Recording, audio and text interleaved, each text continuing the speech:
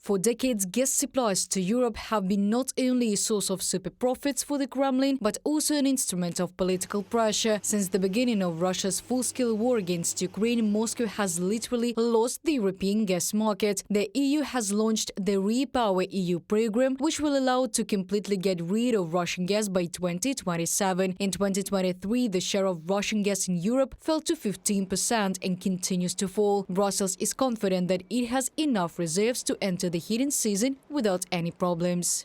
The continent's storage levels reached 90% of their capacity on August 19th, according to the latest data from industry group Gas Infrastructure Europe. That's more than 2 months ahead of the European Union's November 1st goal of reaching that level. For now, ample inventories are helping to offset supply risks. From a publication by Bloomberg agency.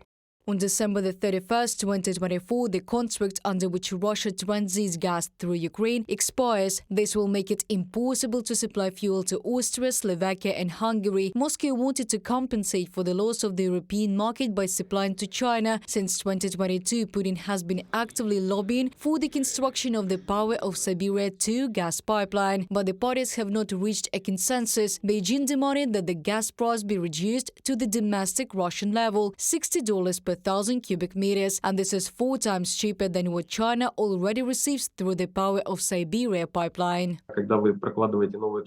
When you lay a new pipeline, you would like the prices at which you supply the product to be more competitive. Today it's not like that in the case of relations between China and Russia. The second important point is the payment in yuan. They are unhappy with this and they are trying to force China to move to a different level of relations and still pay in another currency, in euros, in dollars. But in fact, they are not succeeding because they do not have a strong negotiating position and China can dictate terms to them.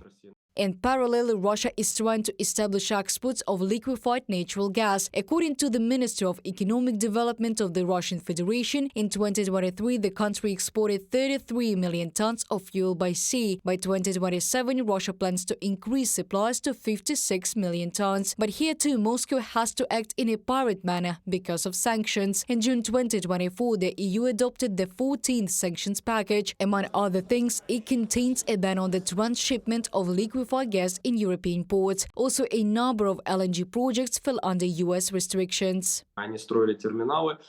They used to build terminals, but they can no longer build them. All projects have been frozen because this is a fairly high-tech industry and a large consortium of partners worked there, who left Russia and these projects sold their shares. In principle, today one company in Russia is building LNG and they have some knowledge about it, but this volume is very small. The LNG fleet is very limited, small, and today they are trying to send everything to the Asian market. According to the consulting company Windward, since the second quarter of 2023, more than 50 Russian vessels have become the property of companies from the UAE. But as experts say, Russia will not be able to repeat the practice of using the oil shadow fleet to supply LNG. The fact is that the liquefied natural gas market is much smaller. Special vessels are also few and far between, which means it will be easier to track them. Reported by Diana Kolesnik, Andriy Dmitrenko, UATV News.